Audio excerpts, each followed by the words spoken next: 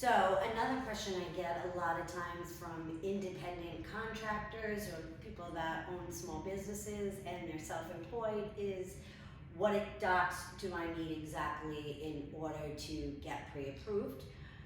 So Jen's here and she's going to tell you what docs they require if you're self-employed. Yeah. Yeah, so self-employed is very different than a W-2 employee with an employer.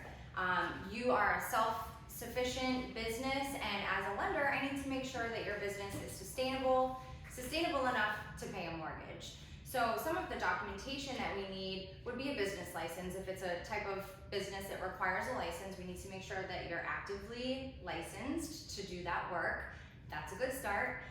Your business tax returns, so 1099s or K1s, depending on how your business is actually set up. We'll be reviewing all of those documents. And then actually things have changed a little bit because of COVID. In the past, we could go off of your annual taxes and average the two typically, because you do need a 2-year history with this business. But with COVID, a lot of these self-employed folks were out of business for a little bit.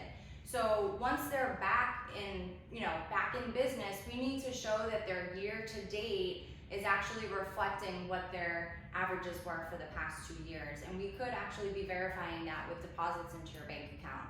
So sounds like a lot, but really we want to make sure that you have the ability to repay and that it's something that's a good sustainable choice for you to purchase a home. But it's possible. As a self-employed person, you can absolutely buy a house.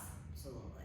So if you're in an industry where you take home tips or you don't get a typical paycheck, a salary, don't feel like you're not going to be able to get out there and buy a home, and don't let other myths that you hear from other people deter you.